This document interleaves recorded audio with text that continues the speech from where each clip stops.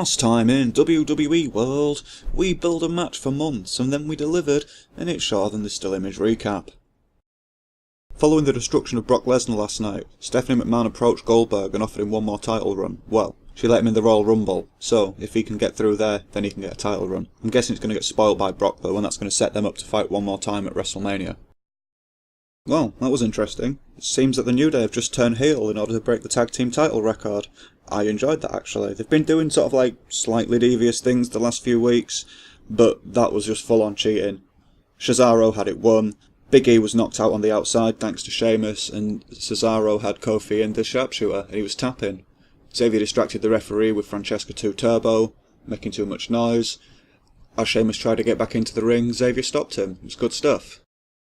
It's been brought to my attention that a couple of weeks ago I said something rather insensitive, and I named a young lady that worked in the back incorrectly, so I'd just like to set the record straight here, and I would like to apologise deeply for naming you Charlie the Dwarf. I'm obviously very wrong. Chris Jericho informed me correctly on this episode of Raw, so I would just like to apologise from the bottom of my heart. Alrighty then. Charles the Dwarf interviews Chris Jericho backstage and asks him why he's so upset. He says that the list of Jericho has suffered severe trauma last night at Survivor Series, and he's going to get to the bottom of who's to blame. I'm bored already just looking at that. As many people know, I'm not a huge fan of Enzo Amore or Big Kaz. They're just too repetitive now. They're alright when they're trying something new, but this evening they actually entertained me, and because they tried something new. Somehow Enzo got kicked out of the shower room, locker room, whatever, and he had no towel. They didn't explain that. Just, he was in the hallway, bollock naked. He bumped into Lana. Lana didn't know what to do with her eyes, and then Rusev showed up, and it was quite funny. I'll definitely give him that.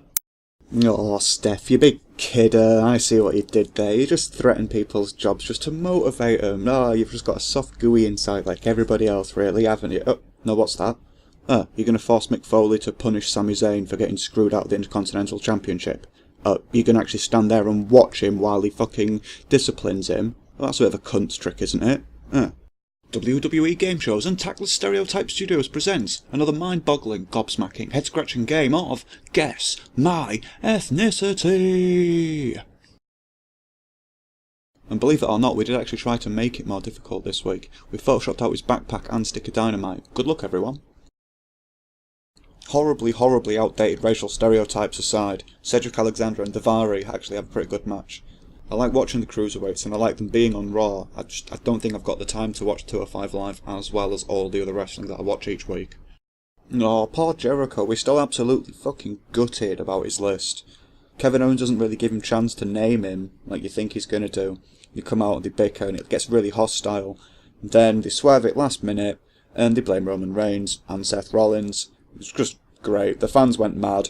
The seeds have been planted. It's building nicely towards WrestleMania or whenever they are going to fight. I'm really looking forward to it. It's a great segment. After Rollins turns up, they jump him. Reigns comes and makes the save eventually after swaggering down to the ring. Foley then appears and makes a no disqualifications match between Kevin Owens and Seth Rollins for the main event, which will be for the title as well. Roman Reigns and Chris Jericho both banned from ringside, which I don't know what that means in a no disqualifications match, but I guess we'll see.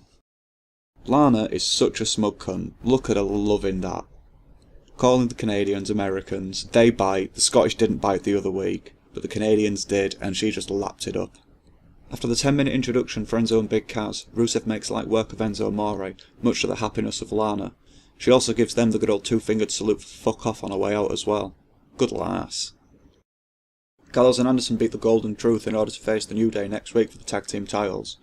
I'll hand it to Goldust, he's still got it, he still moves quick, he's not missing a step. It's just a shame the rest of his character does my head in at the moment, maybe just the affiliation with R-Truth and the karaoke sing-along.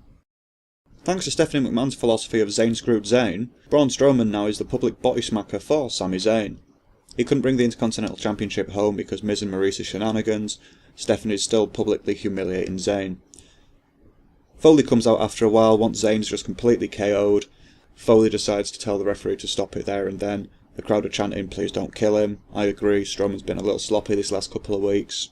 Let's just hope they were a couple of freak accidents and not some form of path to recklessness.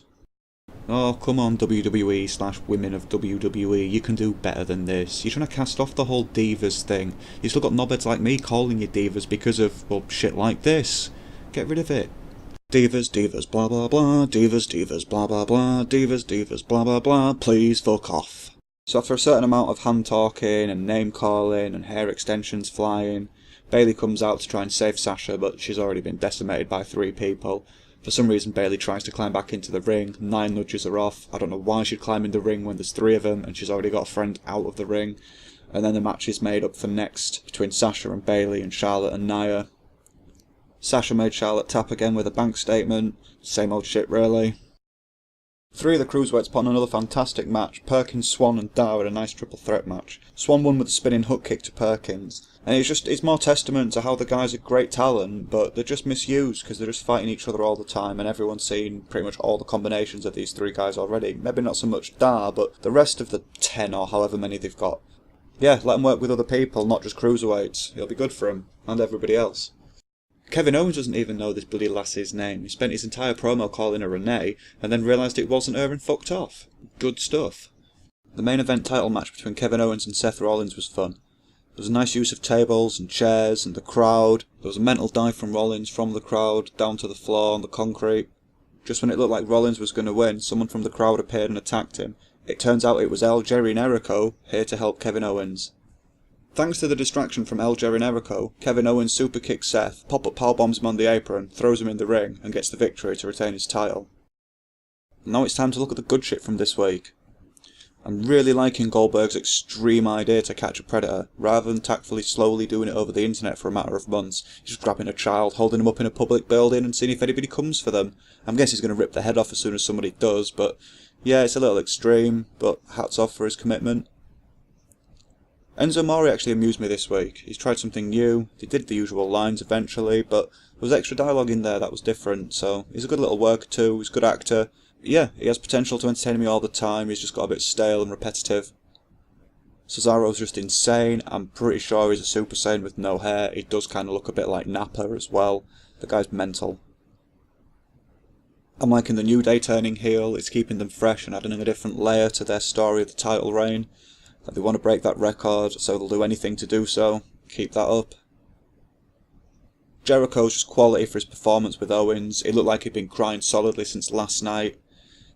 Owens is just the king of lies and just being a worm and a weasel. Although he was justified in a lot of what he said, he's just great at weaseling out of things and trying to convince people of his own opinion. I liked his little dig at Daniel Bryan when the crowd were doing the yes chant. He was saying that he's not around or relevant anymore. He laughed at Foley and called him on it for forgetting the name of the title. And then, obviously, Charles the Dwarf and the Renee Young confusion backstage. Just all gold. Lana, smug bitch, quality. She knows what she's doing. She's good at her job. And Seth Rollins, I don't actually say enough good things about Seth when he deserves a bit more praise, but we've just got used to him working hard all the time and generally performing exceptionally well. And now let's see what bad shit we stepped in this week. Cheers WWE, trying to give us all seizures. These stupid little action shots that you show us from pay-per-views, where they move a frame back and forth, it's not good. Any kids that have got fucking epilepsy or anything, not going to be pleasant for them. It's just annoying to me, but I can imagine a lot more people have a lot more problems with them. Just stick with the stills, it's fine. Speaking of things that hurt my brain, more daft logic from management. Sami Zayn was the only one that got punished after other people failed at Survivor Series. Zayn was screwed over, but yeah, they just punished him. I'm blaming Stephanie because she's the one that has to get her lady balls out and try and tell people what's what, so yeah, you're getting the finger this time. Steph jumps in there again on her own merit after she was flooding her fucking basement watching Foley disciplining Zayn. I don't know why she bothers acting nice. People can see from her character on telly. She's not really nice, she's an actual cunt.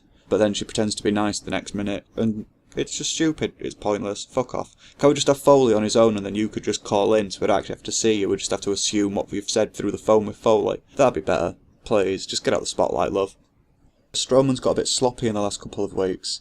I'm hoping they are just freak accidents like I say, and that it's not just turned into another Titus/awful Kong from TNA. And finally, I'm wondering what the future holds for people like Jinder Mahal and Daivari Jr.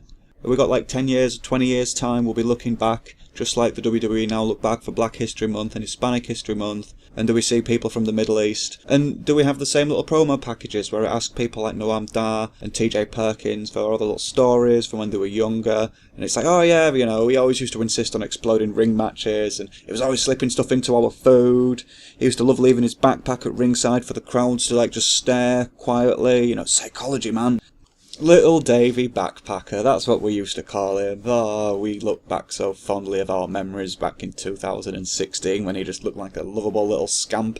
It's just daft and ignorant and racist, and it's not going to do anybody any favours, so just knock it on the head, please.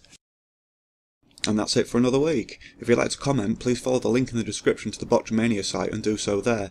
If you'd like to follow me on Twitter, I can be found at Blunt Damage, and if you like the music heard in this, the band is The Colour Fire, and they can be found at www.thecolourfire.com. I'll see you next week.